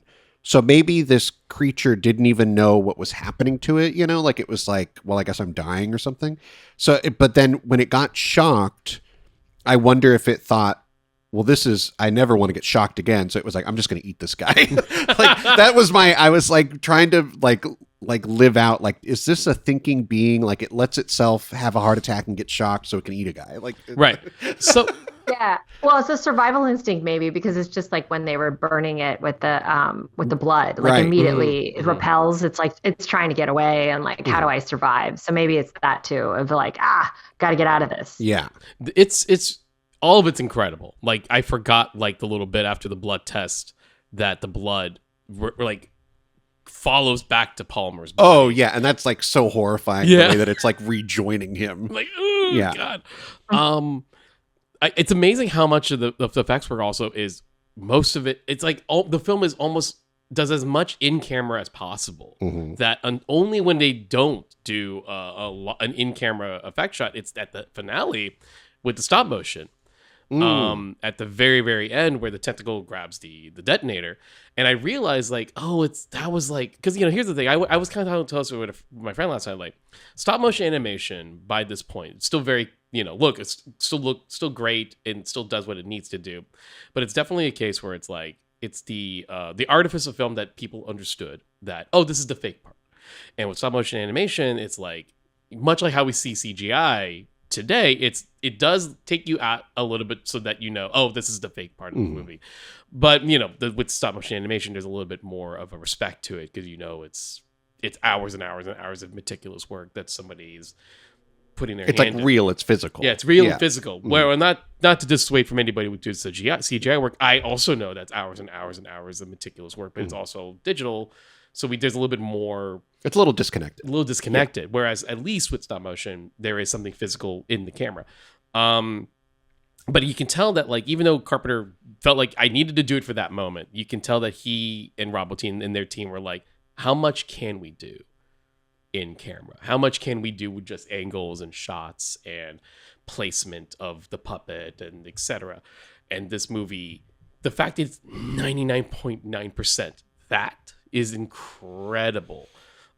This sequence with Norris, the this incredible sequence with Norris, it's not just this great scare that freaked us all out. It's also this thing where I just can't help but look how good the head is when it gets this like tentacle out of the mouth, and it's like it's dragging to the table, and I'm literally still going, how are they doing it? Yeah, how are you doing that? Yeah, it's so creepy, you know. The spider head is just like really, because when that, like, you're watching it drag itself and then it's like, oh, I better get some legs, and it's like, whoop, I better get some it just kind of skitters out of there. I think what I love then is right, Palmer gets the reaction. I think this is what I think is so good about The Thing, beyond everything else we've talked about, is truly it is the dialogue. Yep. Everyone here is reacting like a real person, because that spider head gets to the doorway. Palmer's the one who sees it, and he says, "You've got to be fucking kidding." Like, it's true. Like, that is like the most genuine reaction of seeing like a guy, his head is a spider now and it's crawling out the door. Yeah. It's like, you got to be fucking kidding. Like, that's like, like he gives it the most genuineness that I was like, yeah. And then they get it. Like, they turn around and burn it. Yeah. I'll give this. Here's the other thing too. Since we're speaking so highly of Carpenter, and as someone who loves so much of his movies, I might argue this might be his masterpiece. Yeah, I'm argue feeling that. it. Yeah, and I think it's because it's a lot of trust in the audience. Like, there's this one of my favorite moments in the movie always is when Wilford Brimley is looking at the data in the computer, and this is no effects, nothing, right? It's just Wilford being trusted that the audience is going to pick up what he's thinking without him saying anything. And yes, the computer is giving you all the information about this could happen, possibility this is really high, possibility this is really high. And you can see how his face just says everything. That, he's going to make a choice and it's not going to be a good one, but he thinks it's going to be the right choice because of the situation. And you don't know how he's going to do it, but it's done so well for you to just trust it, and then it fades to black for you to linger on that. Or the shot of the dog walking around. Yeah. Like, it's like under the table and everything. Well, even at the beginning, there's a shot where the dog comes down the hallway, goes into a room with a person you don't know. Right. And it's just a shadow of a person, and the dog enters the room and it fades to black. And it's like, at this point in the movie, if you're watching it for the first time, you kind of don't know. Right. But something's weird. The way how the dog got into the room, like got into the door, into the hallway, it looks like he's kind of slinking in a little bit. It's strange. It's like the dog was weirdly perfectly performed, that you're like, something's off with that dog. And then when they were bringing in the stuff, the dog's looking out the window. And you're like, what's up with the dog? You know? Yeah, Yeah, and the other dogs know that something's wrong with them. The other dogs are like, the dog's wrong. Well, it instantly goes wrong. Yeah. So the dog's like, I got clocked, because all these dogs immediately know I better. Yeah, he's like, I better start assimilate them right away. Oh my god. So yeah, that first with the dog, and the poor guy. Who's the guy? Isn't it Richard Mazur's actor? He loves his dogs, and it's like so Clark. sad every time. Yeah, Clark. Yeah, Clark. Poor every Clark. time with something with the dogs. The dog I'm handler. like, oh, Clark. Poor Clark. Also, hey, Richard Aw. Richard Mazur, welcome back. We talked to you when we talked about you when we did It in 1990. Sure. Uh-huh. He played Adult Stanley. So Is this our first Kurt Russell remake? that can't be That right. can't be. I'm gonna have to look. Have we avoided Kurt Russell this long? There's no way. Kurt Russell's had to. No, be in Overboard. Overboard. We of did course. Overboard. Anybody remember Overboard? I just remembered it I right love now. that movie. I mean, like the Goldie Hawn and Kurt Russell movie, sure, but I don't think anybody remembered the Anna Faris redo. Oh yeah, I never saw that one. But this is our first Keith And David. it's our first Keith David. My God, that's wild to me. I do love me Keith David. That is wild. Yeah, he's really good in it too. I mean, everyone's really good in it. I think that's part of what we're all recognizing. It's like this is John Carpenter's masterpiece because not only is like the writing good, the directing, the visual effects, score, the story, the cast, like every person has like a little thing about them. Who I want to ask both of you who's your favorite guy, and I think we can leave out McCready and Childs. That's fair. Who's your favorite guy? And mine, because mine's Windows. I love Windows. I get it. I like his introduction. He's at the radio, then he goes and he gets all freaked out, and he's part of the blood test where he's the helper, and the way that he gets killed is so crazy. You know, the just bit right in the head, tossed off to the side. I'm like, his whole little journey. I love Windows. As a fan of the Warriors, I recognize Windows from the Warriors. So I was like, oh, hey, it's Fox. Mine's actually Knowles. Oh yeah. I always loved, and rest in peace, TK Carter. Always loved that actor. There was something about him that I always felt like he's so like inviting and warm, which kind of he brought that here, which you knew he was sort of doomed. He makes it really far. You know what credit I will say for an 80s horror film? The two black guys don't go out first. Yeah. So congrats to that. Now, Knowles is my favorite. I love him skating around, listening to Stevie Wonder. Yeah. Becky? Yeah. I would say Windows too. Yeah. I like his little journey, and I like in the beginning how he's so frustrated with the radio, and he's like, oh my God, it's like, can we just, like, I don't know. I really related to him in the beginning when he's just like, I guess we're stuck here. And it's like, why isn't anyone, I don't know, like when anyone will hear us here, and I don't know. It just felt so relatable, and I loved his acting, and I kind of just felt like he was my guy. I loved him wearing a lot of glass. I also loved him wearing the sunglasses for a good period of the time. That was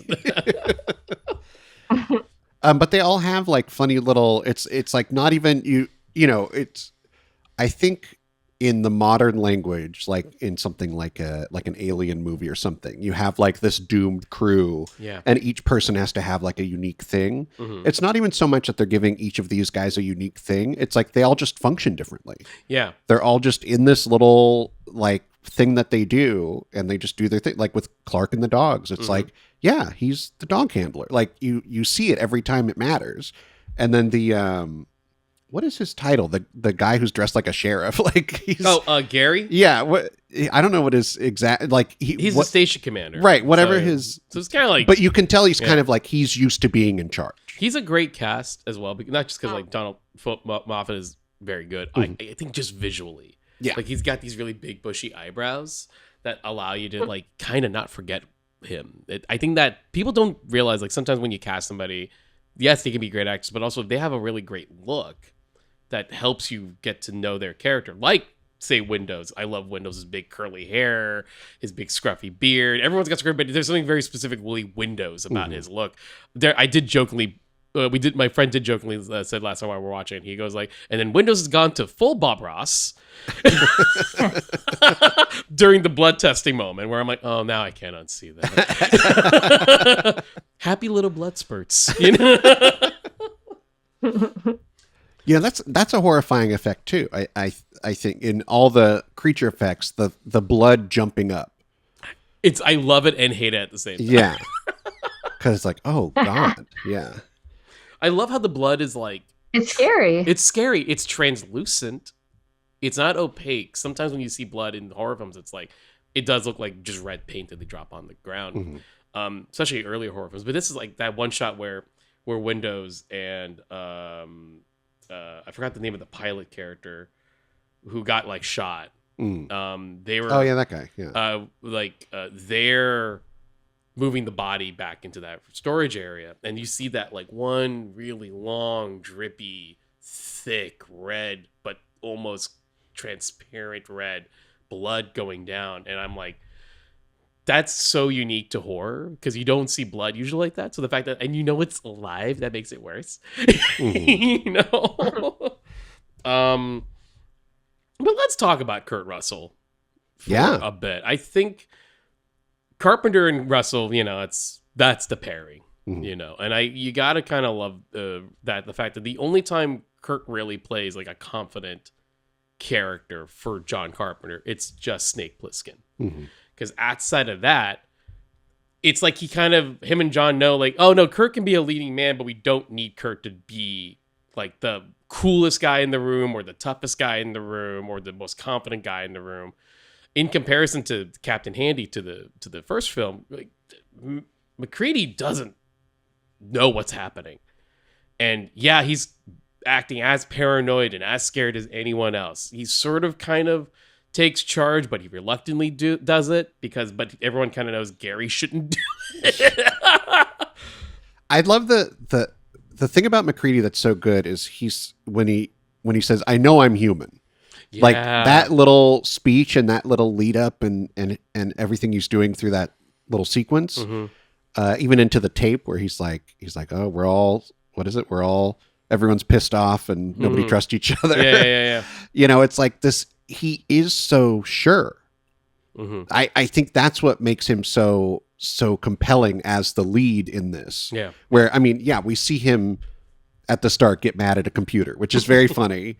And I think, if people want to read this as like, this movie is kind of, it could have a view of like an anti-AI, like AI wants to pretend to be someone that there's kind of like a thing, and for him to not trust a computer. And I think Carpenter kind of puts, like, that's kind of in Dark Star. Like, he kind of he has this kind of like view of that where it's like humans matter. Like you have to and like McCready saying, "I know I'm human." It's like so like powerful. Like I was like, yeah, this is like a really cool thing about this guy, is that it's not that he's like the strongest or the smartest or whatever. He's just like, I'm so sure that I'm human. And I think what makes, kind of like looking at the end, when you look at what Childs is saying throughout the movie, where he's like, he doesn't care if you're human, if there's a risk. Like at one point he was willing to let McCready be locked outside and freeze to death because there was a risk. Right. So it's like, that's why these two guys are so like self-certain in what they believe in. That's what makes it so compelling to watch them go through this horrific journey. You also really love McCready, because I think when there's a second when you think that he might actually be the thing, Right. when you're like, wait, why did they find his clothes and they left him out in base? Is he really, like, did he get churned? But he's like, no, I know I'm not. And you're just thinking, but he's the hero and I really love him. He can't be the thing. Right. So every time I watch it, I have even though I know he's not, I have a feeling for a second of like, wait, is he? Ironically, it's my dude Knowles who's like calls that out initially. Yeah. Because and he's like, I found this ripped up clothing, blah, blah, blah, and it's McCready's. Yeah. And you're right. I'm with you. I totally like, I know the ending. I know how the movie ends, but I, for 2 seconds, went, oh my God, wait, what if? Yeah. Exactly. And you're like, no. That is the smart move of like having someone like Kurt be like that, like that point, like already like a leading man that John knows how to use, that like he can use that expectation and throw it at you. And so like outside of like Escape from New York, he's always throwing the expectation of Kurt Russell as the lead in a different loop, whether it's McCready or Jack Burton, or Elvis, that he's like not the guy you think he is, or not the guy he thinks he is. And I think that's probably more important. That Russell's character thinks he's one way, but the film shows that might be more bravado than actual, what he actually really is capable of doing, or etc. Also, hey, Keith David. I said the wrong name. Uh-huh. Have they done a movie together? Has Keith David and David Keith done the movie? I hope not. Do you feel it's going to be a universal implosion situation? No, just too confusing.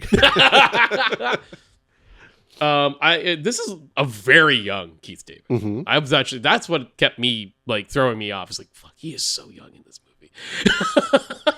Just truly, truly young in this movie. But he's great. Childs is like that, just like that confident, cool character. And I really love, actually, I'm a big fan of the scene where Wilford Brimley is just like losing it, and just quickly how Childs is the one to go, hey, like they assigned him like, you try to chill him out. Which is funny because they, most of the rest of the time they call him a hothead. Yeah. They're like, we can't trust Childs. he'll do something rash. Right. He's a hothead. But maybe that's why it's like, well, the Doctor is way more hot-headed. Oh, that's true. If you put a more hot-headed person, he has to swap and be the opposite. Yes, Right. yeah. Wilford Brimley. Let's talk Wilford Brimley for a hot second. No mustache. Always the throws me one. off. Always throws me off. Everyone else has full beards, mustache, something. Wilford Brimley, clean shaven. The most iconic element of Wilford Brimley is his mustache, and he does not have it in this film. He's so great, though. I so think great in this movie. there is a lot of weight put on that character. Mm-hmm. And I think Wilford Brimley does it all so good, where you have to recognize, like, his character literally changes at a certain point from human to thing. Yeah. But the thing about when he's human and he's busting up the radio room because he's human and he doesn't want the thing to get out. Mm-hmm. And he's not telling anyone because he's like, they're not going to believe me. They're not going to listen. I just need to do it. Yeah. They're going to, and in fact, if two of them are things, they're going to stop me. He's like, so I just need to do it. So he's busting up the radio room. He takes apart the helicopter, all of that. And then the scene that I think is so key is when they've locked him in the tool shed. Mm-hmm. They open the little hatch, and the shot is you see a noose hanging in front of his character, mm-hmm. but he's sitting there and he's like, I'm good now. Everything's fine now. Jesus. And you're like, something happened. Yep. Because he made a noose but didn't use it, mm-hmm. which means he was considering ending his life because of this horrible situation. And then he got taken. And now he's like, I need to survive. Yeah. Like, that is like true. Like, that is a really creepy scene. Yeah. Just the visual of like, wait a second. And he's just, no one's talking about it. No one's looking at it. It's just there. And it's such brilliant storytelling. Yeah. That noose choice is such a great, like, you just described it in the fact that, like, I'm sure most folks may not have caught that. I guess so. I think it could be easy to miss. It's just kind of there. It's kind of there. But if you look at it and you recognize what it means, you're like immediately, especially when you're done watching the movie afterwards, you're realizing like, wait a minute. Yeah. When did he turn? Yeah, when did it happen? Yeah. And it's like, oh yeah, it was somewhere in there. Mm. I mean, they even have him say, he's like, oh, I hear things. Yeah. And it's like, yeah, because someone came to that little window, thinged into the room and got you. Like, I don't know. It's crazy. Mm-hmm. The fact that he's... Yeah. Go ahead, Becky. What you got? Mm-hmm. Oh, no. I was just going to say that he didn't want to, when he was going to commit suicide, that he didn't want to, that was better than having this thing overtake him. And then also I feel like he's kind of like the Sarah Connor of this. Like, he's just like, I know that this world is being taken over in 3 years. We got to stop this. I don't care what you guys do. Yeah. We're going to fix this. And he's just in a one man, like, just his vision is like, we're not going to allow this to happen, because he sees the future. He's very, got tunnel vision, very Sarah Connor-ish. Yeah. But that makes it like more tragic that he becomes like the avatar of the thing at the end, like the building of the spaceship and like trying to stop the explosions. Like he becomes, and then when he takes, it's Gary, right? He corners Gary, and that's like so creepy, the hand in the face thing. And it's like just the dead eyes on him. It's like, this is like, he's able to portray like all of these elements of the kind of two different characters that he's playing. Mm-hmm. Like, why wasn't Wilford Brimley nominated for a supporting actor? Everybody's ignoring this brilliant fucking it's like movie. Crazy. It's so stupid. Like, the ending is, I love the ambiguity of the ending. I love that. Yeah, me too. Yeah. There's a part of me that loves it, but I also think anyone who thinks that Kurt Russell was a thing at the end, they're full of shit. Like, I 100% cannot believe that. And I also, I think, in a sense, of course, the more interesting ending is that neither of them is the thing. Right. That is the most interesting. I think that's why people... both of you had used the term like nihilistic, which is very much like a component of Carpenter's filmmaking. Mm-hmm. Like he does make incredibly nihilistic films, but I think in a sense, the fact that both, if you read the ending as both of these characters are human and they're willing to die just to prevent the possibility of the thing getting out. That is like the most hopeful thing.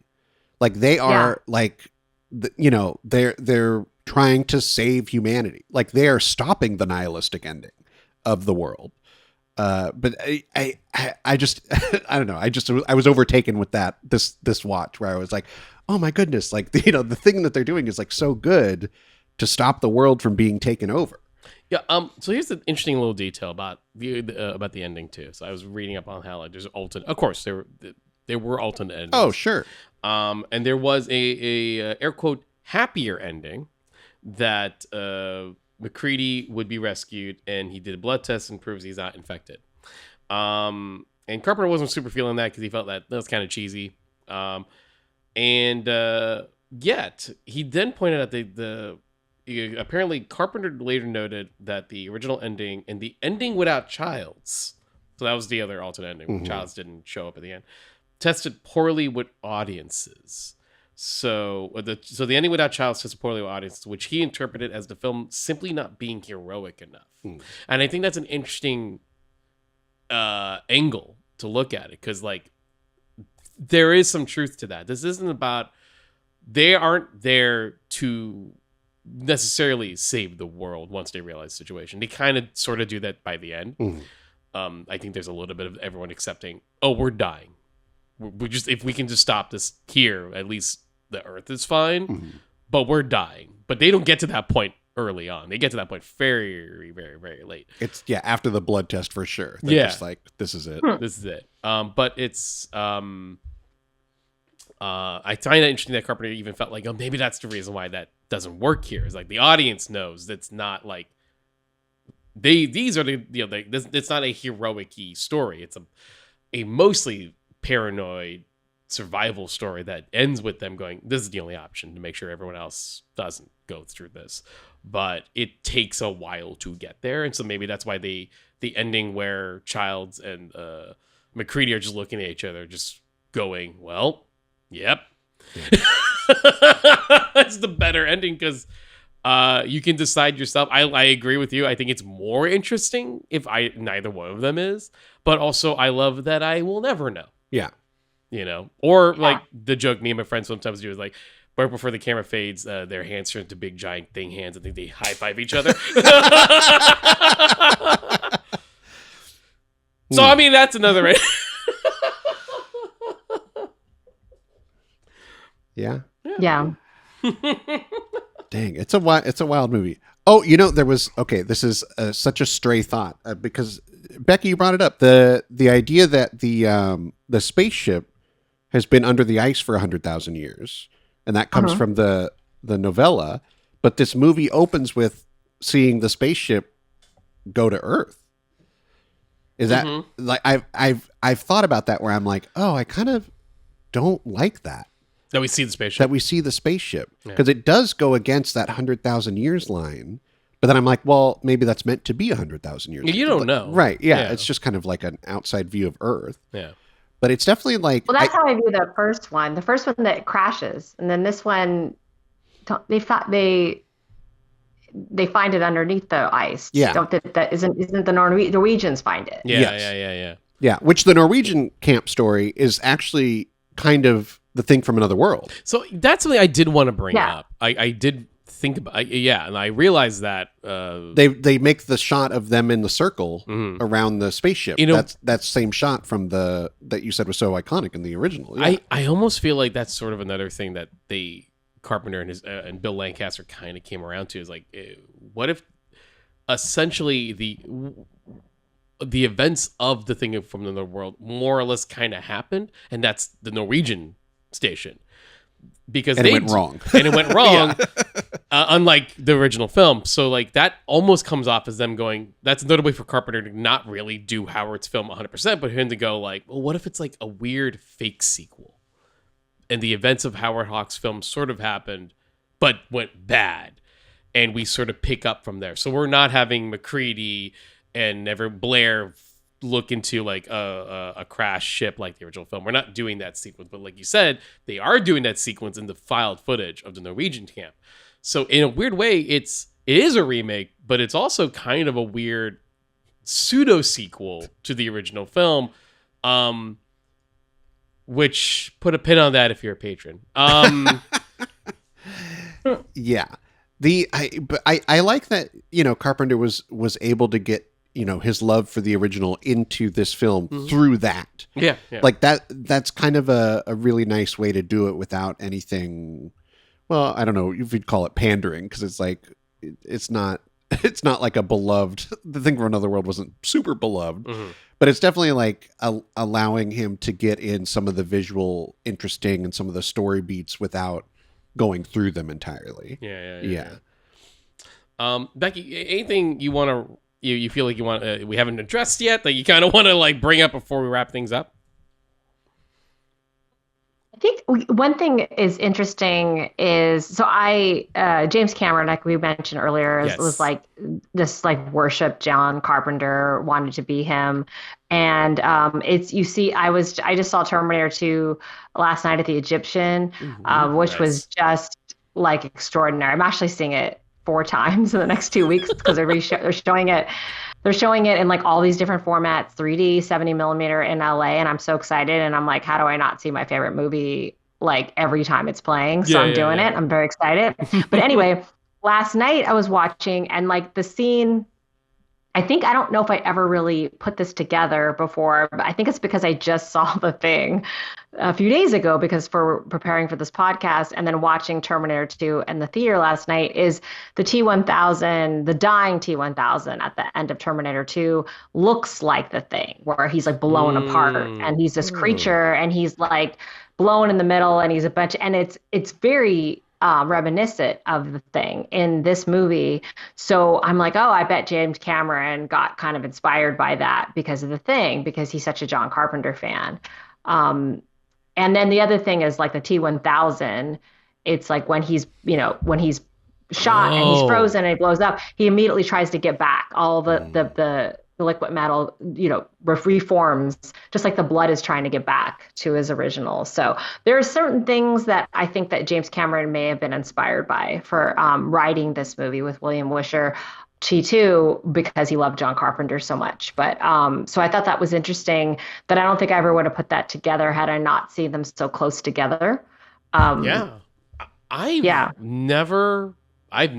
that. I never put them together like that. But you're so incredibly right. Like I'm remembering the memorable, the liquid metal going back into the T-1000, or just that kind of when he's blown half up, right before the T-1000 falls into the molten thing. He looks like a practical style thing from The Thing, because he's kind of horrific looking. His body's out of whack. His head's in a different direction. I've never put those two together, and I'm starting to realize, like, oh yeah, it is there. That's so interesting. I never did until I saw it last night, when I'm like, wow, that's very similar. Yeah, that's it. I never realized James Cameron was such a fan of Carpenter. That is like, that's a fun little connection. I can see it. Yeah, he loves science fiction, and when he was with Deborah Hill, like he wanted to be the next Carpenter, and she wanted to be the next Deborah Hill. It was very cute, like him and Gail Ann Hurd. So like together they were like, let's do this, let's be them. So that they idolized them. Wow. So that's so cool. Wow, I didn't realize that. That actually I can see that. Yeah, for sure. Andrew, anything else you want to? I'm really thinking. This is just such a good movie. Like, it's just so, there's so many different parts of it to talk about. So many different elements. I mean, I think we've gone through all of the major ones and all the ones that are pertinent to this. It really makes it so whenever you have a discussion about The Thing, you can't call it nothing new.